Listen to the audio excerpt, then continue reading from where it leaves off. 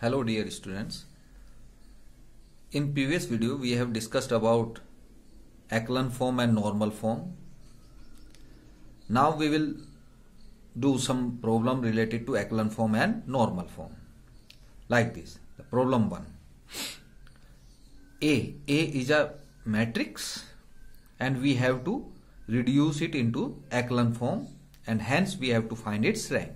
हमें इसे एक्लन फॉर्म में बदल के इसकी क्या निकालनी है, रैंक. तो आइए एक्लन फॉर्म में कैसे बदलते हैं. सबसे पहले तो आप जानते हैं एक्लन फॉर्म के बारे में. सबसे पहले इस नॉर्थ वेस्ट कॉर्नर को, ये मेरे पास अवेलेबल मैट्रिक्स है जिसमें मुझे काम करना है. इस मैट्रिक्स का जो ये कॉर्नर है, इस कॉर्नर पर मुझे क्या बनाना होता है, 1 बनाना होता है. आप जानते हैं यहाँ ऑलरेडी 1 है. तो अब इस 1 की हेल्प से हम इसके नीचे सभी एलिमेंट्स को 0 में रिड्यूस करेंगे.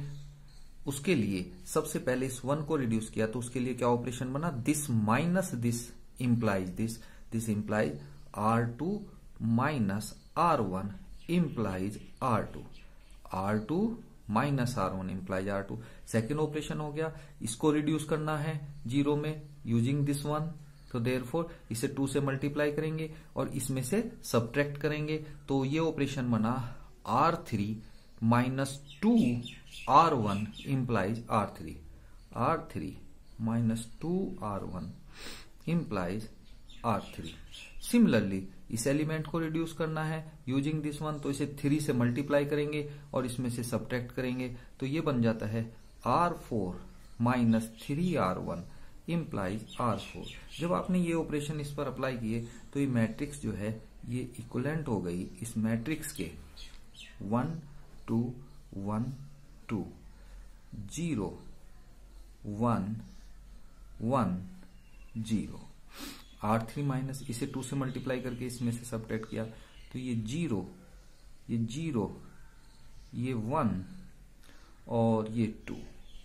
इसको 3 से मल्टीप्लाई करके इसमें सब्ट्रैक्ट किया, that is 0, that is 1, that is 1 and that is 0. इसे 3 से मल्टीप्लाई ना. इस तरह से हमने अपनी जो अवेलेबल मैट्रिक्स थी उसका जो ये कॉर्नर था एलिमेंट, जो फर्स्ट कॉलम का जो अपर मोस्ट एलिमेंट था वो हमने नॉन जीरो बनाया, 1 बनाया और उसी की हेल्प से नीचे सभी एलिमेंट्स को 0 में रिड्यूस कर लिया.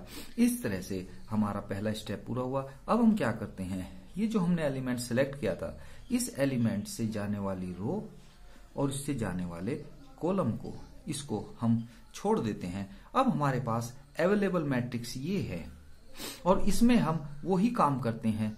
कैसे, ये हमारे पास अवेलेबल मैट्रिक्स हो गई. इस कॉर्नर पर हम यहाँ 1 बनाएंगे और 1 के हेल्प से नीचे 0 बनाएंगे. यदि ये टोटल एलिमेंट्स 0 होते तो इसको भी छोड़ देते हम और तब इस मैट्रिक्स में यही काम करते. तो आइए, ये 1 है, इस 1 की हेल्प से हम नीचे क्या बनाते हैं, 0 बनाते हैं. ऑपरेशन यहाँ पर ऑलरेडी 0 है, यहाँ 0 बनाना है. तो ये आप देखते हो कि this minus this implies this. यदि हम इस 1 को 0 रिड्यूस करना है तो दिस माइनस दिस, इसमें से इसको सब्ट्रैक्ट कर देंगे क्योंकि इसकी हेल्प से 0 बनाना है. तो ऑपरेशन बना R4 minus R2 implies R4. तो ये हो गया आपके पास में 1 2 1 2 0 0 0 1 1 0. ये 0 ऑलरेडी है तो ये सेम रहेगी आपकी 1 2. दिस माइनस दिस किया 0, दिस माइनस दिस किया 0 और दिस माइनस दिस किया 0. इस तरह से हमने अपना ये एलिमेंट 1 लिया, ये एलिमेंट 1 था, 1 के नीचे सभी क्या रिड्यूस हो गई 0. अब हमने इसको भी छोड़ दिया, ये हमने पहले ही छोड़ा हुआ है. अब हमारे पास अवेलेबल मैट्रिक्स ये हो गई. अब इसमें भी हमको वही काम करना है. इस कॉर्नर पर हम कोशिश करते हैं कि कोई एलिमेंट नॉन जीरो बनाए और उसके हेल्प से नीचे 0 बनाए. वो जो नॉन जीरो एलिमेंट है कोशिश करते हैं 1 हो, जैसा कि ये ऑलरेडी नॉन जीरो एलिमेंट 1 है और 1 की हेल्प से हमने नीचे क्या बनाया 0. ये ऑलरेडी 0 है तो यहाँ हमारा वो भी काम पहले से ही कंप्लीट है। तो इस तरह से 1 के नीचे 0 है, 1 के नीचे सभी एलिमेंट कहीं में रिड्यूस्ड हैं ऑलरेडी 0 में, तो आपने इसको भी छोड़ दिया और इसको भी छोड़ दिया। अब ये मैट्रिक्स बची, इसमें केवल एक एलिमेंट है, इसके नीचे कुछ नहीं है, कुछ नहीं शेष बचा है, तो इसलिए अब आगे हमें प्रोसीड नहीं करना है। और ये जो फॉर्म बनी है आपके मैट्रिक्स की, ये हो गई आपके पास में एक्लन फॉर्म। तो विच इज इन एक्लन फॉर्म, ये मैट्रिक्स आपकी एक्लन फॉर्म में हो गई। और आप देखते हैं इस मैट्रिक्स में नंबर ऑफ नॉन जीरो रो है वो 3 है, इसलिए ए की रैंक कितनी हो गई? 3 हो गई। तो rank of A is equal to, that is equal to number of non zero rows in reduced echelon form. और ये कितनी है आपके पास में? ये 3 है, तो ये रैंक कितनी हो गई? 3 होगी। तो इस तरह से हम कर सकते हैं। आइए हम एक और प्रॉब्लम लेते हैं।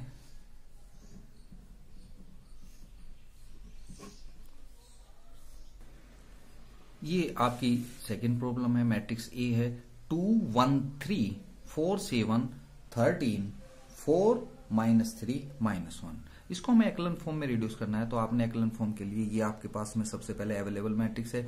इस मैट्रिक्स का जो ये कॉर्नर है, फर्स्ट कॉलम जो है, आप देख रहे हो फर्स्ट कॉलम जीरो कॉलम नहीं है, नॉन जीरो कॉलम है। जब ये नॉन जीरो कॉलम है तो इसका जो अपर मोस्ट, यानी कि आपकी अवेलेबल मैट्रिक्स का जो नॉर्थ वेस्ट कॉर्नर है, इस कॉर्नर पर आपको क्या बनाना होता है? 1 बनाना होता है, नॉन जीरो एलिमेंट बनाना होता है यहां पर। और उसकी हेल्प से नीचे क्या बनाना होता है? 0। 1 तो हम इसलिए बनाते हैं कि जिसकी हेल्प से हम नीचे एलिमेंट को इजीली रिड्यूस कर सके। अब आप इसमें देखते हो कि ये सभी एलिमेंट जो है वो 2 के मल्टीप्लायर है, तो हम यहाँ पर 2 ही रहने देंगे और 2 की हेल्प से नीचे क्या बना लेंगे? 0। देखो एक्लन फॉर्म में यहाँ 1 बनाना कोई नेसेसरी नहीं है। 1 हम अपनी कन्वेंशन के लिए बनाते हैं, जिससे कि उसकी हेल्प से जब हम नीचे के एलिमेंट को 0 में रिड्यूस करें तो वो इजी हो। लेकिन यहाँ पर आप देखते हैं यहाँ 2 है, यहाँ 4 है, यहाँ 4 है, ये सभी एलिमेंट जो है 2 के मल्टीप्लायर है और 2 यहाँ पर है, तो हम इसको यहाँ 2 ही रहने देंगे और इस 2 की हेल्प से इसे क्या बनाएंगे? 0 बनाएंगे। तो 2 की हेल्प से इस 4 को 0 बनाने के लिए आपने देखा इसे 2 से मल्टीप्लाई करेंगे और इसमें से सब्ट्रैक्ट करेंगे। दैट मीन्स ऑपरेशन हो गया R2 - 2R1 implies R2।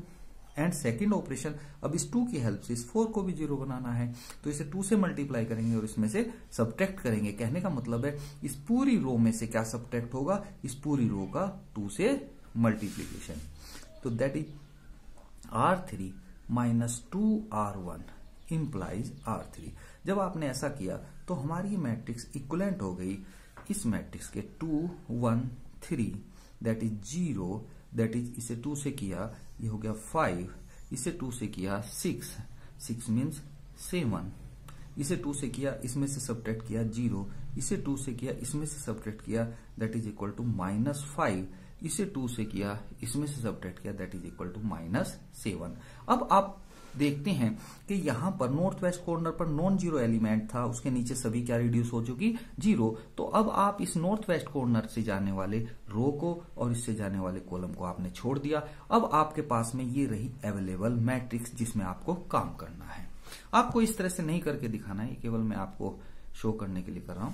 तो इस मैट्रिक्स में भी आपको वही काम करना है कि नॉर्थ वेस्ट कॉर्नर पर नॉन जीरो एलिमेंट बनाना है और उसकी हेल्प से नीचे क्या बनानी है? 0 बनानी है। आप यहां देखते हैं यहां 5 है और यहां 5 के मल्टीप्लायर है, तो हमें यहां 1 की आवश्यकता नहीं है। हम यहां पर नॉन जीरो एलिमेंट 5 की हेल्प से ही नीचे क्या बना सकते हैं? 0 बना सकते हैं। तो आइए अब क्या ऑपरेशन बनता है? 5 की हेल्प से इसे 0 बनाना है, इसके नीचे 0 बनाना है, तो इसको हम इसमें ऐड कर दें, that is R3 plus R2 implies R3। तो देन दिस इम्प्लाई, ये हमारी मैट्रिक्स इक्विवेलेंट हो जाती है 2 1 3 0 0 5 -5 5 7। अब हमने जब ये ऑपरेशन लगाया R3 plus R2 implies R3, तो ये बन गया 0, -5 + 5 = 0। Therefore this plus this is equal to 0। इस तरह से आपने इस 5 की हेल्प से भी नीचे सभी को कहीं में रिड्यूस कर लिया 0 में। अब आपने इनको भी छोड़ दिया, इनको भी छोड़ दिया, अब बचा ये एलिमेंट। अब हम क्या करते, यदि ऐसा होता तो इसमें भी वही काम करते, लेकिन अब इसके नीचे कुछ नहीं है, यहाँ समाप्त हो चुके, हम लास्ट रो में आ चुके, लास्ट रो में पहुंच चुके। तो इस तरह से आपके पास में हमारा जो प्रोसेस है एक्लन फॉर्म में रिड्यूस करने का वो पूरा हुआ, और हमारी जो फॉर्म बनी वो कौन सी बन चुकी है, एक्लन फॉर्म में। तो आपकी ये जो मैट्रिक्स है आप यहाँ लिख सकते हो which is in एक्लन form, and so rank of A is equal to number of non-zero row, and there are 2 non-zero row, therefore its rank is 2. And so we can do the problem by reducing it into echelon form.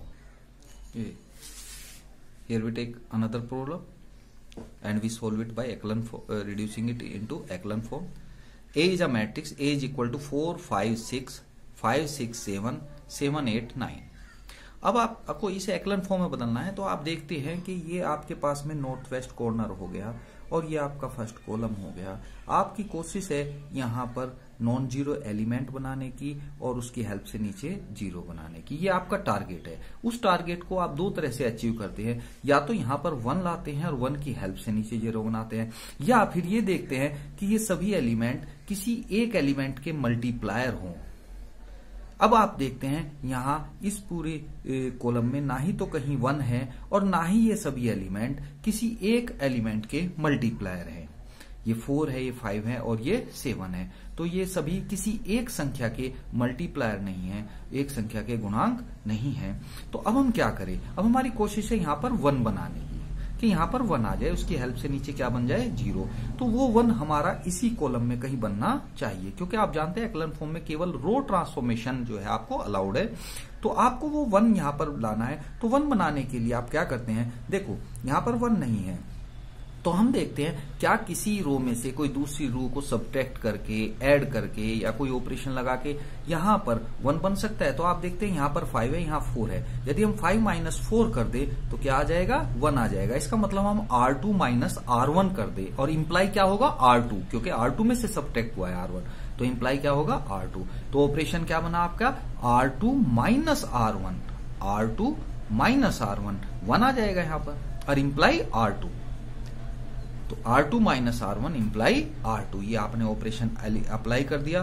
तो ऊपर R1 तो same रहा, केवल R2 change होगा। 4 5 6 नीचे R2 - R1 किया, it means इसमें से इसको सब्ट्रैक्ट किया और किसकी जगह लिखा R2 की। तो 5 - 4 1, 6 - 5 1, 7 - 6 1, ये हो गया आपके पास में R3 आपका एज इट इज रहा 7 8 9। अब ये मैट्रिक्स बन गई। अब आप देखते हैं फर्स्ट कॉलम में 1 है, इस 1 को हमें यहाँ पर इस कॉर्नर पर लाना है। उसके लिए हमने इसे इससे इंटरचेंज कर दिया, हमने ऑपरेशन लगा दिया R1 implies and implied by R2, तो हमने दोनों आपस में इंटरचेंज कर दिए। तो ये बन गए आपके पास में 1 1 1 4 5 6 7 8 9। तो इस तरह से देखा, अब आपने नॉर्थ वेस्ट कॉर्नर पर क्या आ गया, 1 आ गया। अब इस 1 की हेल्प से हमें नीचे क्या रिड्यूस करनी है, 0 करना है, इस 4 को 0 बनाना है। तो अब भैया ये 1 कैसे इसको 0 बनाएगा, वो तो इसके लिए हमें इसे 4 से मल्टीप्लाई करना होगा और इसमें से सब्ट्रैक्ट करना होगा। तो ऑपरेशन बन गया R2 - 4R1 इम्प्लाइज R2, तो यहां पर 0 रिड्यूस हो जाएगी। दूसरा, इस 7 को 0 बनाना है, तो इसे 7 से मल्टीप्लाई किया और इसमें से सब्ट्रैक्ट किया, ऑपरेशन बन गया R3 - 7 into R1 implies R3। अब आपने ये ऑपरेशन दोनों अप्लाई कर दिए, तो ये बन गई 1 1 1 0 0, यहां पर रिड्यूस हो जाएगी, यहां पर बन जाएगा 1 2 1 2। अगेन आप देखते हैं इस तरह से आपने नॉर्थ वेस्ट कॉर्नर पर 1 बनाया और उसकी हेल्प से नीचे क्या बना लिया, 0। अब आपने ये रो और ये कॉलम को छोड़ दिया। अब आपके पास में ये मैट्रिक्स आपकी बची, और इस मैट्रिक्स में भी आपको वही काम करना है, इस कॉर्नर पर नॉन जीरो एलिमेंट बनाना है, कोशिश करनी है 1 हो, और उस 1 की हेल्प से नीचे क्या बनाना है, 0 बनाना है। तो अब आपने इस 1 की हेल्प से नीचे क्या बनाना है, 0 बनाना है, सभी एलिमेंटों को 0 में रिड्यूस करना है। तो आपने इसे 0 में रिड्यूस करने के लिए क्या ऑपरेशन लगाया यहां पर, R3 - R2 इम्प्लाइज R3। आप समझ रहे होंगे, ये 1 है, इस 1 को 0 बनाना है, तो 1 - 1 इक्वल टू 0 यहां पर हो जाएगा। तो R3 - R2 इम्प्लाई R3। तो ये बन गई आपके पास में रिड्यूस मैट्रिक्स हो गई 1 1 1 0 0 1 to this minus this that is 0 and this minus this that is equal to 0। इस तरह से इसके नीचे भी हमने 0 बना ली, इसको भी छोड़ दिया। अब ये एलिमेंट बचा आपके पास में, इसके नीचे कुछ नहीं है, तो ये क्या हो गई आपके पास में एक्लन फॉर्म हो गई। तो आप यहां लिख सकते हैं which is in एक्लन form, एक्लन form. So rank of A matrix कितनी हो गई, ए मैट्रिक्स की रैंक कितनी होगी, इसमें जितनी नॉन जीरो रो है, इसमें नॉन जीरो रो 2 है क्योंकि यार तो पूरी 0 रो है, तो इस तरह से इसकी रैंक कितनी हो गई आपकी 2 हो गई। तो let us have another problem. This is a matrix A equal to 1 1 1 A B C A cube B cube C cube and we have to find its rank. We have to discuss about this what is the rank of this matrix A in different conditions।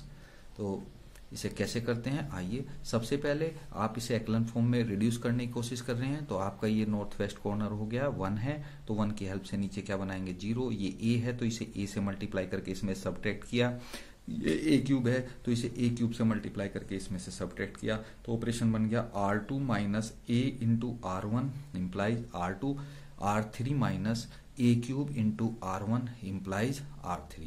तो इस तरह से जब आपने ये किया तो ये 1 1 1 इसे A से सब्ट्रैक्ट किया, इसमें 0 हो गया, ए क्यूब से किया इसमें सब्ट्रैक्ट किया 0 हो गया, तो ये बन गया B minus A and C minus A, B cube minus A cube, C cube minus A cube. अब यहां पर हम रुकते हैं। देखिए अब आपने यहां पर देखा कि इस 1 के नीचे रिड्यूस हो गया 0, ये आपके पास में आपने इसे छोड़ दिया, ये अब आपके पास अवेलेबल मैट्रिक्स है। अब आपने सोचा कि इसकी हेल्प से नीचे 0 बनाया जाए, लेकिन हो सकता है 0 हो, तो आइए पहले हम इसमें 2 केस तोड़ लेते हैं। केस फर्स्ट है कि if A equal to B and A equal to C, then what will happen. यदि ए बी के इक्वल है और ए सी के इक्वल है, a equal to B and a equal to C, तो ये भी 0 होगा, ये भी 0 होगा, ये भी 0 होगा और ये भी 0 होगा। इसका मतलब हमने क्या कंडीशन ली है, a b के इक्वल है और a c के इक्वल है, that means a equal to b equal to c। यदि ये तीनों इक्वल हो तो देन ये 0 0, तो आपकी जो मैट्रिक्स है, ये जो कंडीशन, ये जो 1 आपकी इनइक्वलिटी आई है, जो इक्वलेंसी आई है 1, वो क्या बन जाती है, a इज इक्वल टू 1 1 1 0 0 0 0 0 0, जो ऑलरेडी कहीं में हो गई एक्लन फॉर्म में हो गई। और आप देखते हैं इस एक्लन फॉर्म में जो रिड्यूस्ड एक्लन फॉर्म है आपके पास में, उसमें एक ही नॉन जीरो रो है, तो इसलिए इसकी रैंक भी कितनी हो गई, 1 हो गई। किस केस में, जब a b के इक्वल है और c a के इक्वल है। अब आप देखते हैं, मान लीजिए ए, दूसरा केस आता है ए बी के इक्वल नहीं है, यानी कि B is not equal to A. तो B is not equal to A, तो ये नॉन जीरो एलिमेंट होगा, ये भी नॉन जीरो एलिमेंट होगा। अब हमने आपको इसको छोड़ दिया, इसको छोड़ दिया। अब हमें क्या करना है, इस नॉन जीरो एलिमेंट की हेल्प से नीचे क्या बनाना है, 0। देखिए यहाँ 1 वगैरह तो बनना पॉसिबल नहीं है क्योंकि न्यूमेरिकल वैल्यू नहीं है, तो आप इस डायरेक्ट इस एलिमेंट की हेल्प से नीचे क्या बनाओ, 0। तो उसके लिए क्या करना होगा, हमें इसे ऐसे मल्टीप्लाई करना होगा कि ये इसके इक्वल बन जाए, फिर इसमें से इसको सब्ट्रैक्ट कर देंगे। आप जानते हैं ये है B cube minus A cube. यदि हम B cube minus A cube के फैक्टर करें तो आप जानते हैं B cube minus A cube is equal to होगा बी माइनस ए और B square plus A square plus B A. तो इस तरह से यदि हम b माइनस ए को इससे मल्टीप्लाई कर दें तो ये क्या बन जाएगा, B cube minus A cube. तो हमने इस b माइनस ए को कहीं से मल्टीप्लाई किया, B square plus A square plus B A से, तो इसको मल्टीप्लाई किया B square plus A square plus B A से, तो ये क्या बन जाएगा, B cube minus A cube. फिर इसमें से इसको सब्ट्रैक्ट कर दिया, तो हमने यहां ऑपरेशन लगाया R3 minus B square plus A square plus B A से मल्टीप्लाई किया किसको, R2 को, और सब्ट्रैक्ट कर दिया, और ये इंप्लाई क्या कर दिया, R3। तो जब हम इसे मल्टीप्लाई करेंगे B square plus A square plus B A से, तो ये बन जाएगा B cube minus A cube, इसमें सब्ट्रैक्ट होगा तो ये क्या हो जाएगा आपका 0 बन जाएगा। तो ये क्या बन गया, 0 बन गया। अब यही काम हमें पूरी रो में करना है, इसको मल्टीप्लाई करना है B square plus A square plus B A से, और इसमें से सब्ट्रैक्ट करना है, और वो कहां लिखना है, यहां पर लिखना है R3 में। तो अब R3 में जो भी एलिमेंट आएगा ये प्रोसेस से, उसको हमने क्या बोल दिया, X बोल दिया, उस एलिमेंट को हमने X बोल दिया। और X बोलने, X क्या हो गया आपके पास में, X अभी आपने देखा, X हो गया आपके पास में this minus this into B square plus A square plus B A. तो X हो गया आपके पास में C cube C cube minus A cube minus C minus A into B square plus A square plus B A. तो ये x हो गया। अब इस x की हमने वैल्यू एक और डिटरमाइन कर ली। x is equal to C cube minus A cube के फैक्टर लिख लिए, C minus A C square plus C A minus ये सी माइनस ए था B square plus A square plus B A. अब इन दोनों से कॉमन लिया सी माइनस ए, अंदर बचा C square plus C A minus B square plus A square plus B A square से ए स्क्वायर कैंसिल हो जाएगा, C square minus B square plus C A minus B A, ये बन गया। इसके factor हो जाएंगे सी माइनस बी और इसमें से ए कॉमन आ जाएगा, ये बन जाएगा सी माइनस बी बाहर कॉमन आ जाएगा तो बन जाएगा सी minus A C minus B और यहां बचेगा सी प्लस बी और यहां बचेगा प्लस ए, तो ये बन जाएगा ए प्लस बी प्लस सी। तो इस तरह से ये जो x है आपका, ये x एक्चुअली है किसके equal, C minus A C minus B और A plus B plus C. ये जो x है आपका, ये x है C minus B and A plus B plus C, ये आपने देखा, ये आपका x हो गया। अब आप देखिए, अब यहां पर भी केस बनते हैं। सबसे पहले इफ मान लीजिए c is not equal to A and c is not equal to B and a plus B plus C is not equal to 0, तो तब ना तो ये 0 होगा ना ये 0 होगा ना ये 0 होगा, तो ये नंबर कैसा बन गया, नॉन जीरो एलिमेंट। तो यहां पर x कैसा हो जाएगा, नॉन जीरो। तो ये रो कैसी हो गई, नॉन जीरो। अब ऑलरेडी आप देखते हो b a के इक्वल नहीं है, तो b a के इक्वल नहीं है, आप देख रहे हैं इस केस में, आप देख रहे हैं कि b a के इक्वल नहीं है, तो ये भी कैसा होगा, नॉन जीरो। तो ये भी नॉन जीरो हो गई और ये भी नॉन जीरो हो गई, ये तो ऑलरेडी आप देख ही रहे हैं नॉन जीरो हो गई। तो इस केस में कितनी नॉन जीरो रो हो गई आपकी, 3 हो गई। तो इस तरह से रैंक ऑफ ए कितनी हो जाएगी, 3 हो जाएगी। ये आपने यहां लिखा है कि पहले केस में आपने लिया यहां पर इसमें कि if C is not equal to A therefore this is not equal to 0, C is not equal to B this is not equal to 0, A plus B plus C is not equal to 0, तो ये हो गया। Then B and as B is not equal to A so X is not equal to 0 and B minus A is not equal to 0, तो ये इसमें 3 रो हो गई आपके पास में नॉन जीरो। सो इसकी रैंक भी कितनी हो गई, 3। तो क्या कंडीशन बनती है कि if A is not equal to B, a is not equal to b and not equal to c and a plus b plus c is not equal to 0, ये सारी कंडीशन हमने कंबाइन कर दी। Then rank of a equal to कितनी आ गई, 3।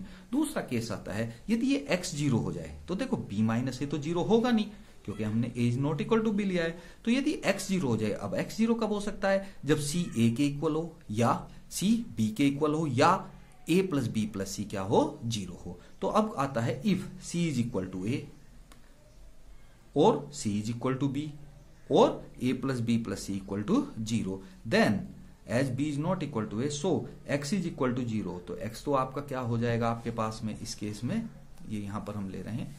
तो इस केस में जब हमने कंडीशन ली c is equal to a c is equal to b and a plus b plus c is equal to 0, then as b is not equal to a so x is equal to 0, x तो क्या हो जाएगा इस case में, 0 हो जाएगा। तो इसका मतलब ये रो तो 0 बन गई, लेकिन b minus A is not equal to 0, तो ये कैसा है, नॉट इक्वल टू 0, तो ये कैसी रो बन गई, नॉन जीरो। तो इस तरह से इस मैट्रिक्स में ये जो रिड्यूस्ड एक्लन फॉर्म है इसमें कितनी नॉन जीरो रो होगी, 2 होगी। तो इसलिए ए की रैंक इस केस में क्या हो जाएगी आपके पास में, वो 2 हो जाएगी। तो इस तरह से हम इस क्वेश्चन को डिस्कस कर सकते हैं। चूंकि इसमें A B C arbitrary value रख सकते हैं, इसलिए हमने सभी केस में देखा कि एबीसी की किन वैल्यू में, एबीसी की किन वैल्यू के लिए क्या कंडीशन बनेगी, ए की रैंक क्या होगी। तो इस तरह से आपको और भी क्वेश्चन करने चाहिए। Now let us have another problem. अब देखिए ये एक मैट्रिक्स ए है 9 7 3 6 5 -1 4 1 6 8 2 4। हमें इस मैट्रिक्स की रैंक निकालनी है और हम यहाँ इसे एक्लन फॉर्म में न बदल के अब इसे नॉर्मल फॉर्म में बदल के इसकी रैंक निकाल रहे हैं। तो नॉर्मल फॉर्म में आप दोनों ट्रांसफॉर्मेशन यूज कर सकते हैं। आप जानते हो नॉर्मल फॉर्म में दोनों ट्रांसफॉर्मेशन आपको फ्री कर दी जाते हैं, अलाउड होते हैं। रो ट्रांसफॉर्मेशन भी, रो एंड कॉलम ट्रांसफॉर्मेशन, दोनों ट्रांसफॉर्मेशन। तो अब आपको सबसे पहले क्या करना है, सबसे पहले यहां आपको अति आवश्यक है इस कॉर्नर पर 1 लाना। यदि आपकी मैट्रिक्स में कहीं भी 1 है तो वो अब यहां पर लाया जा सकता है, क्योंकि अब आपके पास रो ट्रांसफॉर्मेशन भी है और कॉलम ट्रांसफॉर्मेशन भी है। यदि कहीं पर 1 नहीं है तो डिफरेंस लेकर, रो में डिफरेंस लेकर या कॉलम में डिफरेंस लेकर आपको 1 बनाना है और वो 1 यहां पर लाना है। तो यहां पर आप देखते हैं कि यहां पर 1, ये रहा 1 आपके पास में, तो इस 1 को हमें यहां लाना है। तो कैसे लाएंगे? पहले इस रो को इस रो से ट्रांसफर कर देंगे। तो आपने कर दिया R1 implies and implied by R2। तो यहां बन गया आपके पास में 5 -1 4 1 9 7 3 6 6 8 2 4। नाउ अब इस 1 को आपको यहां शिफ्ट करना है, तो अब आप कॉलम से शिफ्ट कर दीजिए, कॉलम ट्रांसफॉर्मेशन कर दीजिए 5 को 1 से। तो दिस इंप्लाइज यहां पर हो जाएगा आपके पास में C1 implies and implied by C4। तो ये क्या बन गया आपके पास में? ये आ जाता है आपके पास में 1 6 4 -1 7 8 4 3 2 5 9 6।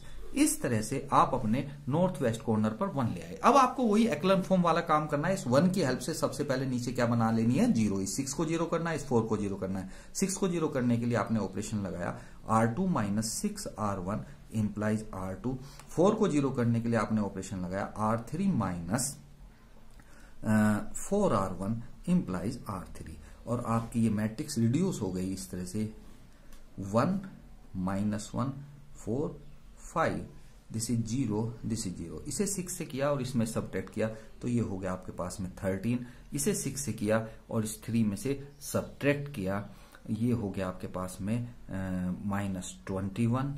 इसे 6 से किया आपने और इसमें से सब्ट्रैक्ट किया तो ये हो गया आपके पास में -21। 30 39 - 30 दैट इज इक्वल टू। इसी तरह से इसे आपने 4 से किया और इसमें से सब्ट्रैक्ट किया, 0 हो गया। इसे 4 से किया और इसमें से सब्ट्रैक्ट किया तो ये 12 हो गया। इसे 4 से किया और इसमें से सब्ट्रैक्ट किया तो ये आपके पास में कितना हुआ? 4 4 जा 16, 2 - 16 दैट इज इक्वल टू -14। और इसे आपने 4 से मल्टीप्लाई किया और इसमें से सब्ट्रैक्ट किया तो 4 5 जा 20, 6 - 20 दैट इज इक्वल टू -14। इस तरह से आपने अब यहां पर 1 की हेल्प से नीचे क्या बना लिया? 0। अब आपको नॉर्मल फॉर्म में क्या करना है कि इस 1 की हेल्प से नीचे तो 0 बन गया। अब इस 1 की हेल्प से, क्योंकि आपको कॉलम ट्रांसफॉर्मेशन भी अलाउड है, तो 1 की हेल्प से साइड में भी 0 बनाना है। इसकी साइड में यानी कि इस कॉलम में तो सब 0 में रिड्यूस कर दिया नीचे, इस रो में सभी को 0 बनाना है इस 1 की हेल्प से साइड में जितने। तो इसको 0 बनाना है, इसको 0 बनाना है, इसको 0 बनाना है। उसके लिए कॉलम ट्रांसफॉर्मेशन हम यूज कर लेंगे। इस -1 को 0 बनाना है तो इसको इसमें ऐड कर दें, that means C2 + C1 implies C2। दूसरा, यहां पर इसे 0 बनाना है तो इसे 4 से मल्टीप्लाई करके इसमें से सब्ट्रैक्ट कर दे, that is C3 - 4 C1 implies C3। Similarly इस 5 को 0 बनाना है तो इसे 5 से मल्टीप्लाई करके इसमें सब्ट्रैक्ट कर दे तो क्या बन गया आपके पास में? C4 - 5 C1 implies C4। तो इस तरह से आपने देखा ये क्या रिड्यूस हो जाती है। अब करना भी क्या, इसमें कोई कैलकुलेशन नहीं होनी। आपने यहां 1 लिखा, ये ऑलरेडी 0 है, ये 0 हो जाएंगे और ये 0 और ये एलिमेंट सेम रहेंगे। सेम क्यों रहेंगे? कि देखो ये सब एलिमेंट क्या है? 0। और हम इन्हीं को इनमें इन कॉलम में इस कॉलम को हम जोड़ रहे हैं, घटा रहे हैं, मल्टीप्लाई कर रहे हैं, लेकिन ये 0 है तो इससे इन पर कोई प्रभाव नहीं पड़ेगा। तो इन एलिमेंट को आप सेम एज इट इज यहां पर कॉपी कर सकते हो। 13 - 21 - 21 12 -14 -14। अब इस तरह से आपने इस कॉर्नर पर 1 बना लिया, 1 के नीचे भी 0, साइड में भी 0। ये काम आपका कंप्लीट हो गया। अब आपकी ये रिमेनिंग मैट्रिक्स है, इसमें भी यही करना है। यहां पर आपको 1 बनाना है और 1 की हेल्प से नीचे 0, साइड में 0, ये काम करना है आपको। तो यहाँ 1 कैसे बने हैं? अब आप देखते हो यहाँ कहीं भी हमारे पास ये मैट्रिक्स है, यहाँ कहीं 1 नहीं है। यदि इसमें अवेलेबल मैट्रिक्स, देखो अवेलेबल मैट्रिक्स ये है मेरे पास में, इसमें मुझे काम करना है। इसमें यदि कहीं भी 1 होता तो वो 1 में रो और कॉलम ट्रांसफॉर्मेशन से यहां लेता है, लेकिन 1 नहीं है तो 1 को मैं कैसे बनाऊंगा? 1 को 2 का डिफरेंस लूंगा, सम करूंगा जो भी। तो यहां देखते हो आप, यहाँ 13 है, यहाँ 12 है, तो 13 - 12 क्या हो जाएगा? 1 हो जाएगा। तो आपने ऑपरेशन लगाया R2 - R3 इंप्लाइज R2। तो क्या बन गई आपके पास में मैट्रिक्स? मैट्रिक्स बन गई आपके पास में 1 0 0 0 0 0। यहां बना 1, दिस माइनस दिस 1 हो गया। अब दिस -21 प्लस 14 यानी -7, -21 -14 -7। सिमिलरली यहाँ 12 and this is -14 and this is -14। ये आपके पास में हो गया। अब इस 1 की हेल्प से, अब देखिए ये अवेलेबल मैट्रिक्स थी, इस 1 ये 1 तो बन गया, 1 की हेल्प से नीचे क्या बनाना है 0। तो आपने ऑपरेशन लगाया है यहाँ पर ऑपरेशन आप लगाते हो, यहाँ पर ऑपरेशन आप करते हो, यहीं पर मैं कर देता हूं, आपका ऑपरेशन लगा R3 - 12 R1 implies R3। तो अब क्या होता है देखिए, जब आप ये करेंगे इसे 12 से करके, तो आपकी मैट्रिक्स कहीं में रिड्यूस हो जाती है, तो आपकी मैट्रिक्स रिड्यूस हो जाती है इस तरह से इसमें। आइए इसे ऊपर करते हैं, यहां से तो ठीक नहीं।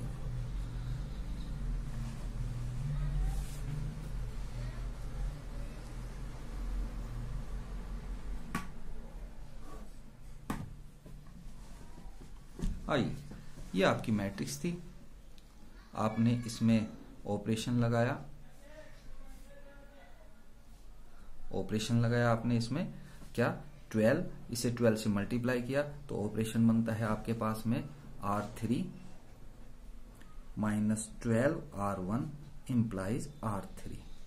ये बनता है आपके पास में, ये 12 है, ये 12 है, इस 1 की हेल्प से इसे क्या बनाना है 0 करना है, तो इसे 12 से मल्टीप्लाई करेंगे और इसमें सबट्रैक्ट करेंगे। तो अब क्या हो जाता है देखिए आप, ये मैट्रिक्स इक्विवेलेंट बन जाती है आपकी, ये मैट्रिक्स इक्विवेलेंट हो जाती है इस ऑपरेशन से 1 0 0 0 0 0 1 0, इसे 12 से किया और इसमें से सबट्रैक्ट किया, तो ये बनता है यहाँ पर, ये रहेगा -7, ये -7 और ये बन जाएगा, इसे 12 से किया, देखिए आप, देखिए इसे 12 से किया और इसमें से सबट्रैक्ट किया, तो ये हो गया 12 7 जा 84 और -14, ये प्लस का हो जाएगा, तो +84 और ये हो गया -14, तो ये बन गया आपका 70। इसी तरह से ये भी क्या बन गया आपके पास में 70। तो इस तरह से आपने देखा, इस 1 की हेल्प से नीचे 0 बना लिया, 1 की हेल्प से साइड में भी 0 बनाना है, तो ये -7 है, इसे 7 से मल्टीप्लाई करके ऐड कर देते हैं, ये भी -7 है, इसे 7 से मल्टीप्लाई करके इसमें ऐड कर देते हैं, तो ऑपरेशन बन गया C3 + 7 C2 implies C3 and C4 + 7 C2 implies C4।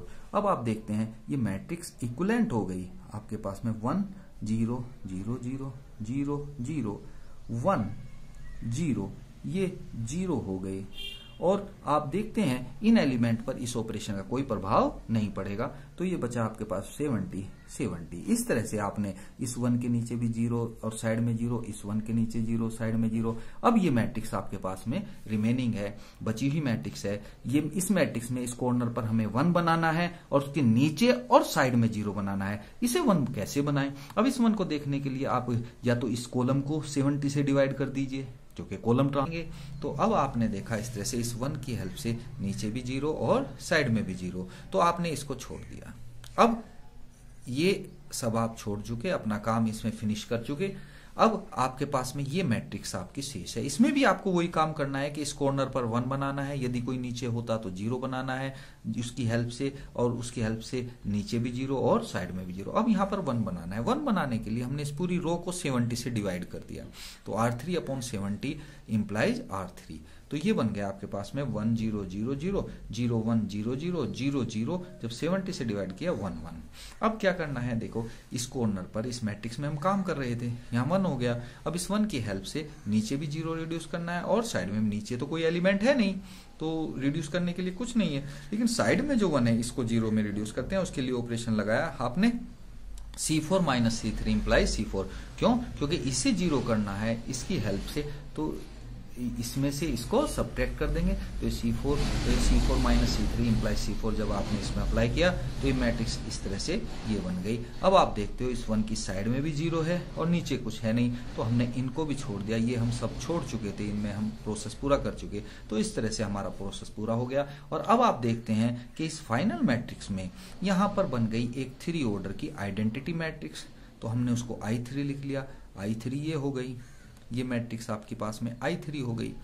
अब ये जो बची साइड में ये जीरो मैट्रिक्स है, इसको हमने क्या लिख दिया, जीरो लिख दिया। यदि इसके नीचे कोई जीरो मैट्रिक्स बचती तो वो हम यहाँ लिख लेते, जहां पर भी जो जीरो मैट्रिक्स है उसको हम वहां पर रिसेंबल कर देते।